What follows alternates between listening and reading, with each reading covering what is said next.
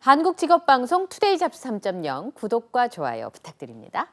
네, 오고 가는 수다 속에 피어나는 인사이트 뉴스는 네모다. 뉴스는 법이다. 장윤미 변호사님과 함께 하겠습니다. 어서 오십시오. 네, 안녕하세요. 네, 제가 판사님들의 판결문을 이러쿵저러쿵 얘기할 만한 수준은 못 되지만 얼마 전에 있었던 판결 중에서 저게 판결이지 이런 생각이 들었던 게 고등학생일 때 2년에 걸쳐서 초등학생이 사촌 여동생을 6번이나 성폭행한 20대 남성이 있었습니다. 근데 실형을 받았다 그래요. 맞습니다. 근데 이 사촌 여동생이 너무 어릴 때여가지고 내가 피해를 입었는지에 대한 인지가 없다가 자라면서 이게 문제가 되는구나라고 해서 경찰에 신고를 했고, 그러니까 사촌 오빠가 이제 처벌을 받게 된 상황인데 네. 이 남성이 그랬다면서요. 수사 과정에서 피해자가 유혹해서 어쩔 수 없었다. 아니 어떻게 이런 변명이 통할 거라고 생각하고 얘기하는 건가요? 어떻게 보면 대단히 자기중심적으로 사건을 보는 거라고 할 수 있는데요. 왜냐하면 그렇습니다. 심지어 미성년자면 그 당시에 법이 조금 바뀌기는 했는데 만 13세 미만인 상대와 상호 간에 심지어 합의가 있었다고 하더라도 의제, 그러니까 강간으로 간주를 해버리는 법률, 의제 강간이라는 게 있습니다. 이 남성 같은 경우에도 이 성폭행이라는 건 기본적으로 법률 요건상은 폭행 협박이 수반돼야 돼요. 아주 강제적으로, 그것도 강도 높은 그런 유형력이 행사되고 이 성행위로까지 이어져야 이걸 강간이라고 평가를 하는 것이기 때문에 의제 강간이라는 건 그 정도의 물리력의 행사가 없었다고 하더라도 상대방이 그냥 미성년자도 아니고 만 13세 미만이면 정신적으로는 성장 과정 중에 있고 온전하게 판단하기가 어렵습니다. 특히 성과 관련해서는 더 그래요. 그러면 그 당시에 이 남성 본인은 고등학생이었거든요.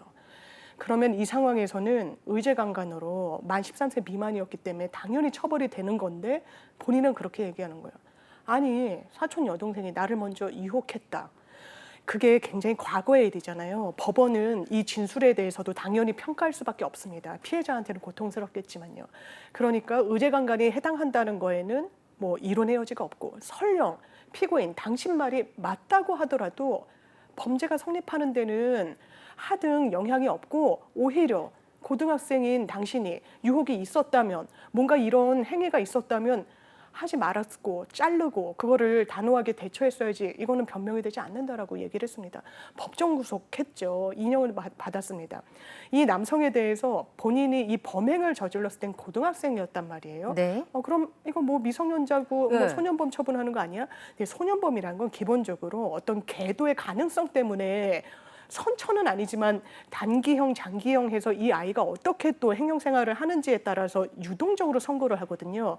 그런데 선고를 하는 시점에 성인이 됐다. 이 범행 자체는 소년일 때 하더라도요. 성인이랑 똑같이 판단합니다. 왜냐하면 그거는 계도 가능성 이런 부분에 더 방점이 맞춰졌던 제도이기 때문에 이 남성 같은 경우는 이 사촌 여동생이 그 당시에는 이게 뭐가 뭔지 몰랐다는 거예요. 모를 수 있어요. 이게 뭐지? 한 6차례 그런 범죄 피해자가 됐지만요. 성인이 되고 정확하게 인지하게 된 거죠. 내가 이거 강제로 당한 거구나. 그리고 문제 제기를 했더니 이 남성은 처음에 문제 제기가 있을 때 반성하진 않았고요. 오히려 사촌 간이니까 굉장히 가깝잖아요. 그 피해자, 그리고 피해자의 어머니를 찾아가서 굉장히 항의를 했다라고 또 알려져 있기도 합니다. 왜 이걸 문제 삼느냐는 취지였던 것 같습니다. 부끄러움이란 걸 모르는 사람인가 싶은 생각이 드는데 수사받고 나서 진짜 그러네요. 피해자와 피해자의 어머니를 찾아가서 따지기까지 했다. 그 과정에서 이 사촌 여동생은 어땠을까 싶은 생각이 좀 드는데요. 재판부의 설명이 설령 피고인의 진술이 맞다 하더라도 당시 고등학생이었던 피고인은 당연히 피해자의 행동을 제지했어야 한다. 이는 변명이 될 수 없다. 재판부에서 이렇게 설명을 하고 판시를 내렸는데 뒤늦게나마 처벌을 받은 건 다행이라고 생각하는데 2년을 초등학생을 성폭행한 것에 대한 충분한 처벌이 되느냐. 초등학생인 저도 딸아이가 있는데 그 남녀 간의 일에 설명하기도 쉽지 않은 나이예요. 그렇죠. 엄마 저건 왜 저래 그러면 이제 어디서부터 설명을 해야 될지 모르겠는 거예요. 남녀 간의 성행위 자체도 설명하기가 어려운데 초등학생이 사촌 오빠를 유혹해서 성관계를 가졌다라고 하는 주장이 얼토당토 안 할 수 있다는 걸 본인이 모르나 싶은 생각이 좀 들긴 합니다. 근데 의외로 이 성범죄가 친족 간에 벌어지는 경우 굉장히 상당하다고 하는데요. 3년 맞습니다. 동안 한 해 평균 친족 간의 성범죄가 631건. 근데 실제로 훨씬 많을 것 같거든요. 이게 왜냐하면 친족간이기 때문에 문제 제기를 사실 안 하는 암수범죄화 돼 있는 비율도 상당히 높다라고 봐야 그러니까요. 되고요. 예. 그런데 그럼에도 불구하고 건수 자체도 지난 3년 동안 600건이 넘는다는 건 상당히 많은 수치예요. 많죠. 이게 전체 성범죄에서 비율로 따지더라도 이런 면식범인 관계, 아는 관계인 경우가 대단히 높습니다. 특히 아동을 상대로 했을 때 그런데요. 아동은 성인의 어떤 관리 감독 하에 있죠. 네. 그리고 성인이 제대로 보호해주지 않으면 이 아이는 생존도 굉장히 위험해질 수 있는 그런 존재입니다. 이런 상황을 오히려 악용해서 꼭 친부가 그런 경우도 있지만요. 이제 어머니가 재혼을 하거나 이랬을 때 같은 가정의 울타리를 꾸렸을 때 이런 경우들도 있고요. 또 친인척의 이런 경우들도 있어서 이런 부분이 오히려 그냥 성범죄 기사를 보면 가다가 정말 모르는 사람한테 야밤에 이렇게 피해를 입는 분들도 물론 적지는 않지만 비율로 따지면 아는 상황에서 이 아이가 또 본인의 보호를 받아야 된다는 그런 걸 인지하고 있는 상황을 악용해서 범죄에 이르는 경우도 상당 부분 높습니다. 네. 질이 굉장히 나쁜 거라고 나쁘죠. 저는 생각을 하는데 제대로 처벌받고 하는 과정이 굉장히 지난하고 피해자가 상처를 너무 많이 입더라고요. 가족에선 덮기를 원하는 경우도 생기고 맞습니다. 이런 것에 대해서 교육이 사전에 좀 더 많이 있어서 이 미성년자들이 피해를 당하지 않고 자신의 피해를 인지할 수 있도록 했으면 좋겠습니다. 어제가 9월 18일이었는데요. 네. 변호사님. 화성 연쇄 살인 사건이지 이렇게 부르면 안 되죠. 이춘재 연쇄 살인 사건으로 바뀌었는데 진범이 특정된 지가 4년째 되는 날이었습니다. 맞습니다. 저 진짜 놀랐어요. 그 당시에요. 그 당시 아니 평생 안 잡힐 줄 알았거든요. 그러니까 미제 사건으로 그냥 남는 줄 알았는데 야 4년 전에 잡히긴 잡히는구나. 저렇게 잡힐 수도 있구나라고 했던 기억이 나는데요. 오늘 그 얘기를 좀 해보겠습니다.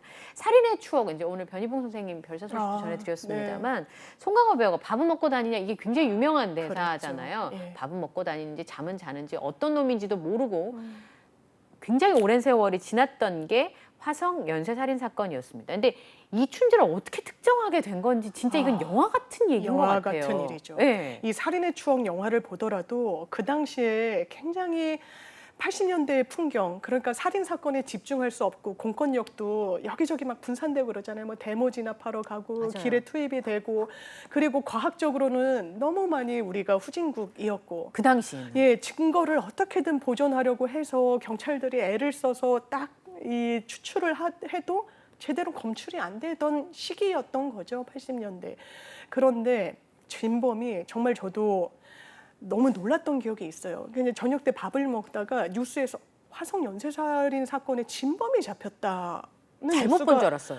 그래서 아니 우리가 왜냐하면 날 보러 와요라는 연극에서 시작됐던 것이잖아요. 이 살인의 추억이요. 그리고 거기서도 전혀 누군지 감이 오지 않아요. 마지막에 이제 박해일 배우가 긴가민가 하긴 하지만 딱 떨어지는 증거는 없었습니다. 근데 박해일 배우를 캐스팅한 그 이유 등을 보면 정말 밥은 먹고 다니냐라는 그 대사에서 알 수 있듯이 우리 일상에, 내 이웃에, 내 주변에, 내 직장에 충분히 있을 만한 사람일 수도 있었던 거예요. 이 연쇄살인범의 흔적이 잡히지 않았으니까요. 딱 꼬리가 잡히게 된 건 과학기술이 발전했었기 때문입니다. DNA 분석 능력이 그동안 굉장히 발전을 했기 때문이었어요. 정말 유족분들 중에 여중생이 피해자인 사건이 있었습니다. 90년이었어요. 여중생이 하굣길에 성폭행을 당하고 강간을 당하고 살해를 당했습니다. 그 당시에 결박이 돼 있고 여러 이춘재가 보여줬던 전형적인 이 살해 사건의 징표들이 또 나오기도 했죠. 그런데 DNA가 다행히도 검출이 됐었어요. 그것을 그 당시의 과학기술로는 제대로 특정을 하지 못했지만 계속 보관을 하고 있었던 겁니다. 이 DNA와 지금 수감돼 있는, 왜냐하면 수감돼 있는 사람들은 아무래도 다른 범죄로 과거에 이런 연쇄살인을 저질렀으면 그거는 꼬리가 잡히지 않았더라도 그건 덜미가 잡히지 않았더라도 다른 범죄로 혹시 수감되지 않았을까 충분히 추측할 수 있죠. 다 대조를 해본 겁니다. 한 사람과 일치했어요. 그게 이춘재였습니다. 그렇다면 이춘재는 그 당시에 어떤 혐의로 교도소에서 복역 중이었느냐? 무기징역을 선고받았는데요. 가벼운 죄는 아니었다는 거죠. 본인의 처제를 강간살인했던 혐의였습니다. 그 처제도요, 본인의 신혼집에 놀러왔던 부인의 동생이었던 거예요. 그런데 둔기로 머리를 가격하고 사망에 이르게 한 다음에 성범죄까지 저지르고 너무나 인면수심의 범죄를 저질렀던 거죠. 25년형 무기징역을 선고받고 그 당시에 수감 중이던 이춘재와 DNA가 딱 일치했던 거죠. 그럼 이게 하나만, 왜냐하면 연쇄 살인 사건이라고 저희가 지칭하고 있지만 A, B, C, D 범죄가 있을 때 A의 B 범죄 동일한 사람이 저지르지 않았을 수도 있는 거예요. 그렇죠. 그렇죠. 그래서 아까 그 여중생의 DNA는 일치했지만 추가로 다른 피해자 유류품에 또 DNA가 남아 있었는데 거기도 일치한 거예요. 이춘재에게 추가 수사를 할 수밖에 없는 국면으로 들어선 게 바로 딱 4년째가 된 겁니다. 그러니까 너무 어마어마한 게 그러면 그 변호사님 제가 그 잘 몰라서 네. 그러는데 DNA를 전 국민 걸 다 보관하는 건 아니잖아요. 그렇죠. 그럴 순 없죠. 근데 이춘재는 범죄자였기 때문에 DNA 샘플이 보관이 돼 있었던 맞습니다. 거예요. 그렇습니다. 범죄자기 때문에 채취. 그러니까 이게 대조를 해가지고 찾을 수가 있었던 거고 네. 말씀하신 것처럼 과학기술이 발전을 해서 그 당시에 DNA 샘플이 그때는 분석이 안 되다가 네. 나중에 분석이 돼서 범죄자를 잡을 수 있었던 건데 이춘재가 용의자로 딱 지목이 됐을 때 처음에 아니라 그랬다면서요. 아니라 그랬죠. 여러 연쇄살인 사건이 있었습니다. 거기에 딱 DNA가 일치하는 거는 특정이 됐었어요. 초기에 5차 범죄, 7차 범죄, 9차 범죄 그랬었습니다. 나머지 범죄 1, 2, 3, 4, 6, 7 비는 부분을 메워야 되는 게 수사기관에 경찰의 몫이 된 거죠. 그러면 이 사람들이 자백을 받아내는 게 자백만큼 강력한 건 없습니다, 사실. 그리고 범행이 30년 전으로 거슬러 올라가는데 그 현장에 보존됐을 리도 없잖아요. 개발이 되면 됐고 했을 테지. 그래서 이춘재의 입에 상당히 의존할 수밖에 없는 국면이었습니다. 머리를 쓴 거죠. 우리가 프로파일러를 교차 투입을 하자. 그러면서 계속해서 진술을 강온 전략을 하면서 이끌어내려고 합니다. 그러면서 이를테면 오늘 가겠다라고 했는데 어느 날은 또 안 가기도 하고 그럼 기다리게 되겠죠. 왜냐하면 이춘재 같은 경우에는 아마 부모님도 돌아가시고 본인이 이제 고령이 됐으니까요. 유대관계가 감옥에 계속 오래 수감이 됐기 때문에 탄탄하지 않을 겁니다. 찾아오는 사람을 반길 수밖에 없죠. 본인이 굉장히 안에서 그 답답함을 프로파일러에게 본인의 범행까지 과시하면서 이것을 즐기는 모습도 분명히 있었던 것 같습니다. 왜냐하면 이런 진술들이 프로파일러들한테 나오더라고요.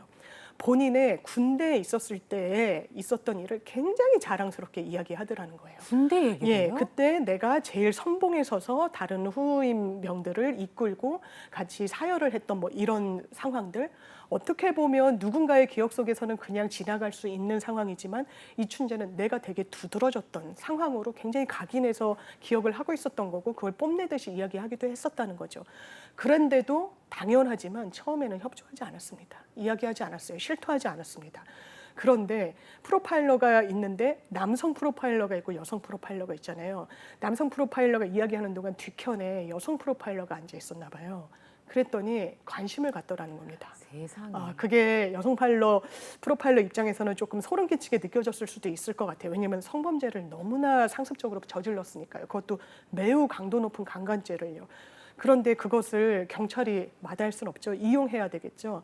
그래서 이 여성 프로파일러가 또 투입이 됩니다. 그러자 자신의 범행을 영웅담 이야기하듯이 하나하나 실토하기 시작해서 퍼즐이 맞춰지고 결국에는 이 범행 전부 이춘재라는 사람이 저지른 것이구나 이렇게 실마리가 잡히게 된 겁니다. 근데 너무 소름 돋 끼치는 게 범죄가 한두 건도 아니고 심지어는 그 적은 메모 저 나오네요. 예. 살이 12 더하기 2는 12개를 생각나고 그다음에 2개가 더 있었구나. 미수가 저걸 다 기억하고 있다는 거는 굉장히 그게 자기한테 유의미한 것이었던 거죠. 무려 저질렀던 범행 수가요 49건입니다. 미수까지 포함해서요. 그런데 본인의 머릿속에 30년이 지나면 너무나 많은 건 거의 50건에 가깝잖아요. 희미해질 법도 한데 이것을 경찰한테 메모 형식으로 적어줬다는 거예요. 그리고 처음에 범행을 이야기할 때도 그랬다는 겁니다. 본인과 이 프로파일러 경찰 수사관들 사이에 어느 정도 친밀감이 형성됐어요. 그러니까 당신들 혹시 내가 입을 열면 불면 승진도 하고 그러냐라고 물었다는 거예요. 아마 머릿속으로는 끊임없이 자기 자신을 중심에 두고 생각했을 겁니다. 이미 무기징역을 받았어요. 해경 생활이 굉장히 모범적이라고 하지만 그 처제 살인 사건만으로도 가석방하거나 그러긴 좀 어려워 보입니다. 그러면 내가 나갈 방도는 없고 그렇다면 나의 범행을 굳이 알리지 않을 이유도 없다라고 판단했을 수 있어요. 그러면서 이 부분이 그 당시에 이제 무고하게 감옥살이를 했던 다른 피해자분이 계셨죠. 범인으로 몰려서 사실상 이춘재로 몰렸던 거죠. 그분의 재심 사건의 변호사인 그 박준영 변호사가 올린 글인데요. 이렇게 적어줬다는 겁니다. 살인 12건 플러스 2건. 아마 기억 속에 추정하기로는 12건이 있었는데 2건이 빠졌구나. 플러스 2로 바로잡은 게 아닌가 싶고요. 강간 19건. 그리고 아마 이건 살인 미수일 겁니다. 미수 15건을 내가 했다라고 했는데 정말 어떻게 보면 끔찍한 건 너무 상세하게 그 당시 상황들을 다 기억하고 있었다는 거죠. 그렇기 때문에 진술에 왜냐면 아무리 자백이 있어도 보강 증거가 없으면 이 그렇죠. 사람은 처벌할 수 없거든요. 형사소송법이 그렇게 돼 있습니다.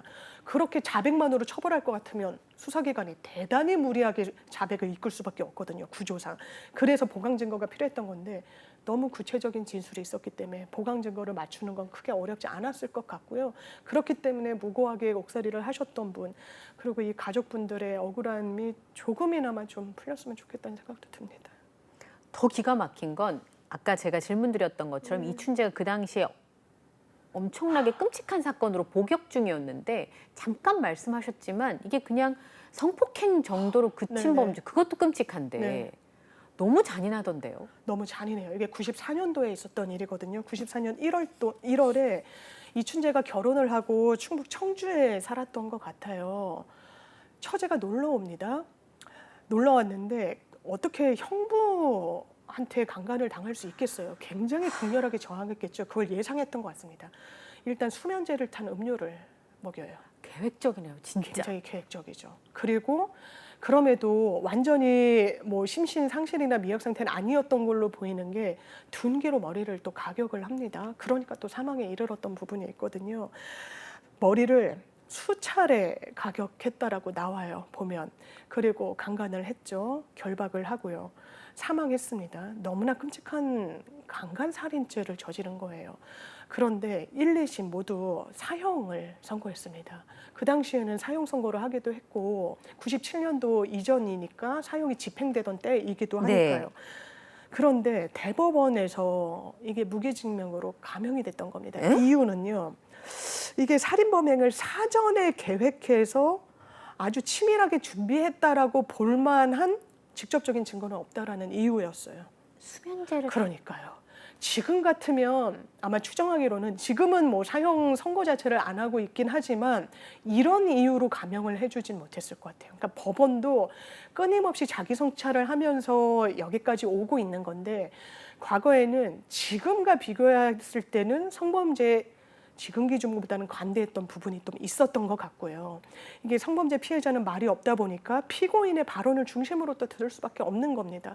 그랬을 때 이게 사형까지 선고할 정도가 아니라고 판단한 건 상당히 좀 아쉽긴 하지만 이게 모든 사건에는 또 명과 암이 있는 게 사형 선고가 그때 또 안 됐기 때문에 이 여죄가 30년이 지나서나마 좀 밝혀졌을 수도 있는 것 같아요. 왜냐하면 처제를 살인한 건 이미 범행을 일으킨 또 이후였었으니까요.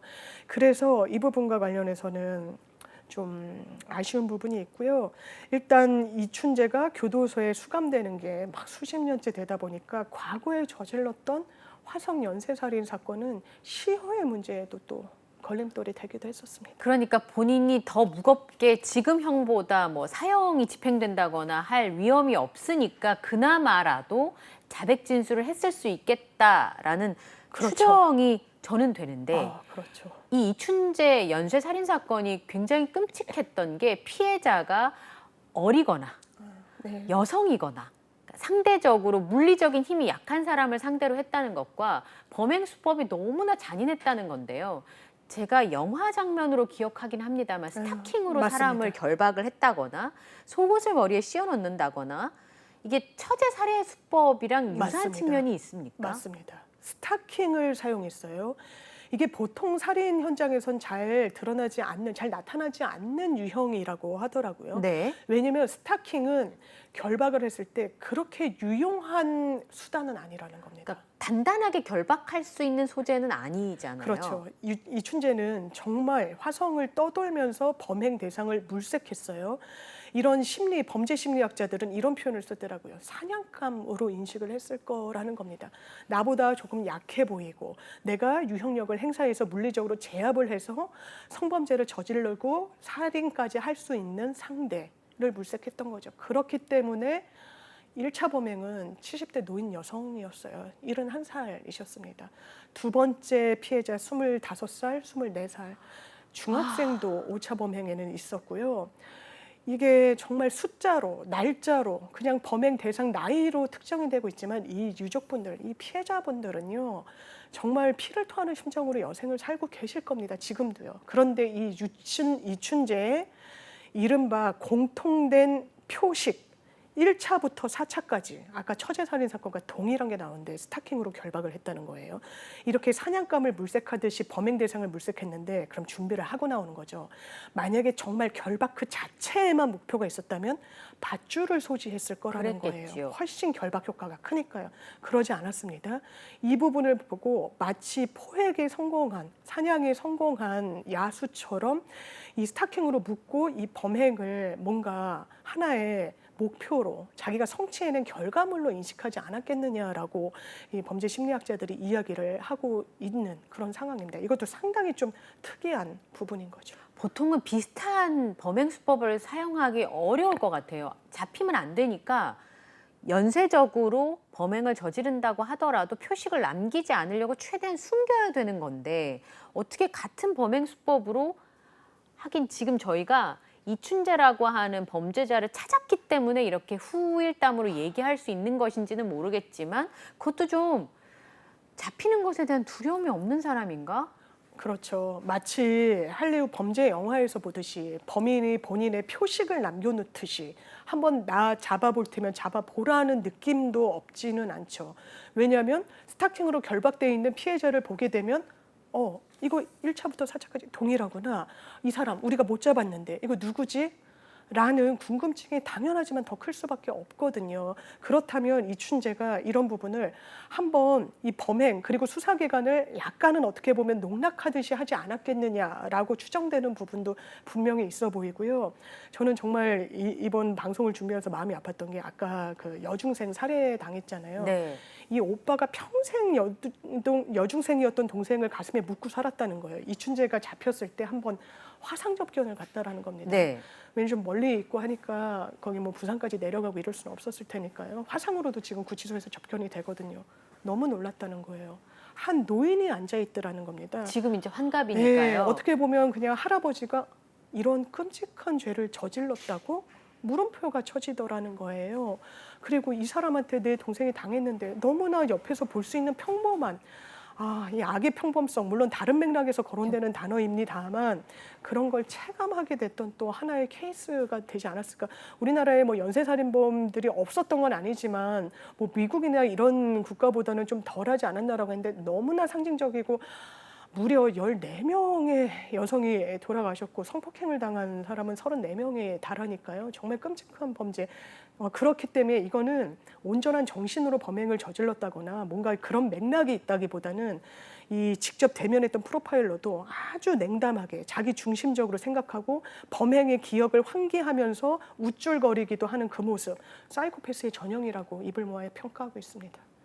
범죄를 저지른 사람은 죄책감이 없고요.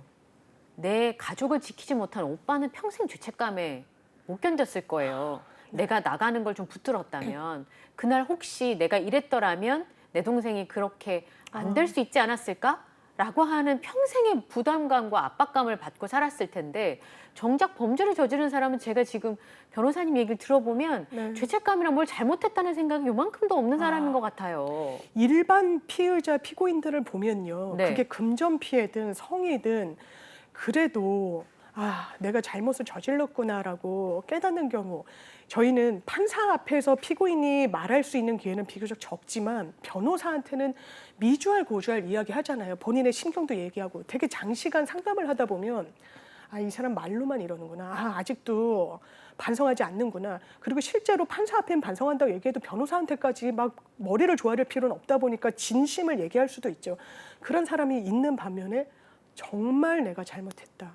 내가 왜 그랬는지 정말 모르겠고 나 치료라도 받고 싶고 어떻게든 나도 이 상황에서 이런 충동적인 상황에서 벗어나고 싶다라고 이야기하는 사람들도 있습니다.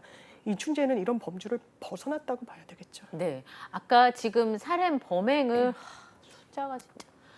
근데 첫 범행이요. 변호사님 1986년 9월 15일이거든요. 네, 첫 번째 범행이. 맞습니다. 그러면 지금으로부터 30년도 더 30년이 뭐예요? 40년 가까이 된 일인데 그러면 그 당시에 살인 사건이었으면 공소시효가 있지 않겠습니까? 맞습니다. 그러면 처벌받을 수 있는 건 하나도 없는 거예요. 이미 공소시효가 언제 끝났냐면요. 이춘재가 교도소에 복역하던 중에 끝났는데요. 더 이상은 처벌을 할 수 없으니까. 그러니까 자백을 했다라고 저는 결정적으로 생각을 하고요. 예. 기본적으로 저희가 구속 수감된 피의자나 피고인들을 많이 보지 않습니까? 네. 이 사람들에서 구치소나 교도소에 있을 때 제일 많이 하는 말이 뭔지 아세요? 자기 어떻게 처벌받을지, 자기 관련해서 범죄와 관련한 법리가 어떻게 구성되는지, 보통 선고는 어떻게 내려지는지. 거의 뭐 만주 변호사라고 좀 뭐 농담처럼 이야기하지만 반쯤 법조인이 되는 거예요. 자기 사건에 대해서 그렇게 집중하는 사람은 당사자 말고는 사실 없다고 봐도 무방하거든요. 끊임없이 알았을 겁니다. 아, 내 첫 번째 범죄. 지금 12+2라고 노트에 쓰는 거 보세요. 정확하게 기억한다는 정확하게 이 일시까지 기억한다고 봐야 되겠죠. 연도는 당연히 기억할 거고요.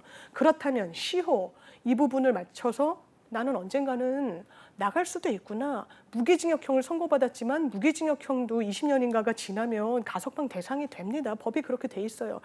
더 어떻게 보면 소름 끼치는 건 너무너무 수형 생활을 열심히 잘했다는 거예요. 그래서 1급은 정말 받기가 어렵다고 합니다. 이게 1, 2, 3, 4등급으로 나눠지는데요. 네. 보통 이제 3, 4등급, 2, 3등급에 머무는데 1등급, 1S등급이라는 표현을 쓰는데 상당히 우수했다는 거고요. 거기서 언젠가는 내가 나가겠지. 그런 생각을 했다는 것만으로도 상당히 끔찍하게 느껴지긴 하죠. 가석방이 될 수도 있었고요. 그리고 거기서는 이제 노역을 하지 않습니까? 금고와 징역형이 있는데 무기징역이잖아요. 징역은 노역을 강제한다는 의미가 있습니다. 금고는 노역을 강제하진 않아요. 가두기만 그렇죠. 하는 거예요. 근데 어떤 피고인들은 차라리 징역이 낫다 해서 자발적으로 하기도 하는데 이제 몸을 움직이는 게 낫다. 너무 손재주도 좋았던 모양이에요. 이 만드는 걸 출품해가지고 입상을 할 정도로. 어떻게 보면 모르겠습니다. 자기 자신을 아낀다 할까요? 그러니까 자기 자신에는 상당히 좀 충실했던 것 같은데 이게 특히 여성 피해자들 이 강간과 살인을 저지르는 그 행태를 보면 정말 용서하기 어렵습니다. 그 유족분들이 내 가족이 얼마나 고통스러운 상황이었을까를 계속 되뇌이시더라고요. 제가 보니까. 그럼 평생의 고통을 줘놓고 본인은 이제 나가서 살겠다고 기술도 익히고 입상도 하고 그랬다는 건데 네네. 그런데 이춘재가 오히려 수감자들한테는 괴롭힘을 당하기도 했다고 그렇습니다. 하거든요. 그렇습니다. 왜냐면요. 그러니까 영화에서도 이런 이제 그 씬들이 좀 나오더라고요. 이 뭐 감옥 생활을 그린 영화들 보면 뭐 사기 뭐 이런 부분은 뭐 그냥 그럴 수 있나 보다라고 자기들끼리도 그렇게 이야기를 하는데 범죄자들끼리니까. 범죄자들끼리니까 강간. 근데 아동 강간 내지는 이거는 처제를 강간한 거예요. 이거는 사실 제대로 된 사람의 사고로는 생각하기가 어렵죠. 본인의 부인도 있었는데 부인의 여동생을요. 생물학적 여동생을 그것도 둔기로 머리를 가격하고 그리고 안에 있으면 범행 얘기를 많이 한다고 그러셨잖아요. 이 사람이 무슨 범죄를 저질러서 왔는지를 자기들끼리는 너무 잘 알게 그렇겠죠? 됩니다. 그러면 속된 말로 사람 취급 안 하는 거죠. 저 사람은 그냥 인간 말종이구나, 쓰레기구나 라고 생각하는 거죠. 그렇기 때문에 거기서도 이 동료 수감자들한테는 이른바 사람 취급을 제대로 못 받았다 뭐 이런 보도도 나오고 있습니다. 네. 미국 같은 경우는 아동 성범죄를 저지르면 그 감옥에 가두게 되면 정상적으로 살 수가 없다고 하더라고요. 그런 범죄자들 얘기 있죠. 사이에서도 최악의 이 범죄자로 취급을 받기 때문에 그래서 아동 성범죄와 관련돼서 나를 감옥에 보내지 말라고 막 얘기하는 경우도 재판에서 네, 네. 보이잖아요. 제가 본인이 범죄를 저지르지 말았어야지라고 생각을 하는데 어쨌든 그런 부분인데 근데 정말 이상한 게 뭐냐면 이춘재가 제가 굉장히 이게 나쁜 사람이라고 생각했던 게 노약자, 어린이, 여성 물리적으로 힘이 약한 사람을 상대로 범행 대상을 물색한 거잖아요. 네. 그런데 이 범행 사실을 듣고 난 주변 사람들이 깜짝 놀랐다는 거죠. 그럴 사람이 아닌데라고 그럴 했다는데 사람이 아닌데라고 어떻게 했다는 거죠. 그럴 수 왜냐하면 이렇게 강도 높은 범행에 이르기까지 전조가 없었던 게 아닙니다. 처음에는 강도 예비죄로 재판을 받게 됐어요. 그러니까 예비죄는 보통 별도로 규정이 없으면 처벌하지 않습니다. 폭행 예비죄 이런 거 없거든요. 때리려고 뭐 신용한다, 준비했다라고 해서 처벌하지 않아요. 살인 예비죄는 완전히 말이 달라집니다. 그건 다른 거죠. 그러니까 미수죄는요. 실행에 착수는 해야 돼요. 어떻게든 살인을 하기 위해서 뭔가 실행에 착수라고 평가받을 만한 뭔가의 행위가 있어야 됩니다. 목을 조르려고 뭐 했다든지 최소한에. 그러다가 살인에는 이르지 못한 그런 걸 미수라고 처벌하는데요. 예비죄는 최근에도 여러 끔찍한 강력 사건에서 뭐 정유정도 그렇고 누군가 범행을 물색했다. 아 이거 살인 예비죄로도 좀 추가 기소해야 되는 거 아니냐 이런 이야기가 나오는 게 구체적으로 예비 음모를 하는 거예요. 막 무기도 사고 흉기도 사고 알아보기도 하고 살해하는 방법을 적극적으로 검색하기도 하고 그러면 살인 예비죄가 되죠. 강도도 예비죄가 있습니다. 이춘재가 강도 예비죄로 한번 처벌을 받았어요. 강도 예비죄로 재판을 받게 됐을 때 그때 이춘재도 살고 있는 동네가 있을 거 아니에요. 이춘재도 부모가 있을 거 아닙니까? 부모가 엄청 읍소를 했다고 합니다. 우리 아들 그런 아이 아닙니다. 우리 아이 정말 착하고 바른 사람입니다. 근데 본인만 말하면 이게 무슨 소용이 있겠습니까? 어머니는 당연히 자기 자식이 아무리 끔찍한 범죄를 저질러도 그렇게 얘기할 수밖에 없는 존재죠. 예. 동네 사람들이 탄원서를 써줬어요. 이춘재는 그럴 사람이 아닙니다. 그러니까 강도 미수가 아니라 또 강도 예비이기 때문에 아마 대단히 강도 높은 범죄는 아니었을 걸로 보이기는 해요. 뭔가 금전을 노렸다는 또 성격이 있어 보이고 그런데 그 당시에는 선처를 구하는 그런 마을 주민들의 탄원도 있고 그게 좀 감만도 됐을 것 같긴 한데요. 그 이후에 범행을 저지른 걸 보면 사실 탄원의 말도 꺼내기조차 어려운 그런 강력범죄를 저질렀고 제가 너무 안타까운 게 지금은 살인죄의 시효가 이제 없어졌습니다만 시효가 없다 보니까 법정에 쓰긴 섰어요. 이춘재가 섰는데 뭘로 섰는 줄 아세요? 증인으로 섰어요. 예. 증인으로 섰어요. 네. 어떤 범죄의 증인이었냐? 무고하게 옥살이를 한 사람의 재심 사건 증인이었습니다. 자기 때문에 그렇죠. 범인으로 몰려가지고 평생을 그죠. 그렇습니다. 변호인이 묻습니다. 당신 교도소에서 자백한 14건의 사건, 화생 연쇄살인 사건의 진범 이춘재 맞느냐? 조용하고 나직한 어조로 얘기했다는 거죠. 예, 맞습니다. 자기가 했다라고 법정에서까지 이야기를 했다는 거죠. 이 부분과 관련해서 자백이 됐지만 처벌할 수 없는 이 상황. 본인이 이용했구나. 증언 때 피고인으로 우리가 죄인으로 세우진 못했구나. 네. 안타깝습니다. 참. 너무 많은 피해자가 발생을 해서 근데 지금 돌이켜 보면요, 33년 만에 첫 범죄가 발생하고 진범이 잡힌 건데 그것도 시간이 지나면서 과학 수사의 기술이 발달하면서 네. 가능했던 일들이었거든요. 사건의 실마리에서 증거가 나왔는데 다도 아니고 일부의 DNA가 검출된 걸 찾을 수 있었다는 거잖아요. 최근에 미제 사건만 전담으로 하는 팀들이 있더라고요. 맞습니다. 굉장히 오래된 사건들. 근데 이전에는 과학적 수사로 밝힐 수 없었던 증거를 지금은 밝힐 수 있으니까 이렇게 해결되는 사건들이 많지는 않겠지만 나올 수 있겠다 싶네요. 있습니다.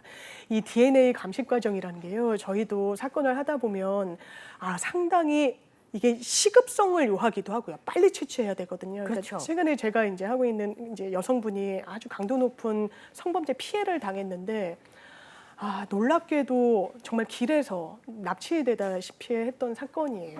그러면 이 여성이 인지합니다. 내가 성범죄를 당했구나. 그러면 경찰에서 바로 해바라기 센터로 인계를 해줍니다. 이 여성의 신체 부위에서 DNA 채취를 해야 돼요. 그 범행, 이게 시간이 또 도가하거나 샤워를 하거나 이러면 또 많이 유실되거든요.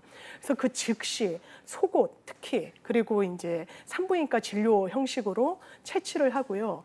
범행 대상이 있으면 범행 그 피해자, 용의자들의 DNA와 맞춰봅니다. 이게 또 시간이 조금 소요되기도 하거든요. 이 시료 채취 방법이 정말 30년 전에는 우리나라에서 제대로 이걸 검출할 수 없었지만 지금은 그렇지 않습니다. 과학이 범죄를 다 밝혀냅니다. 물론 이 DNA가 추출되지 않도록 이런 표현이 좀 그렇지만 꼭 이게 질내 삽입이 아닌 강간 형태로 가져가는 경우도 있어요. 이걸 좀 악용하려고. 그래도 과학 수사에서는 벗어나기가 실제로 상당히 어렵기 때문에 범행은 언제든지 꼭 잡힙니다.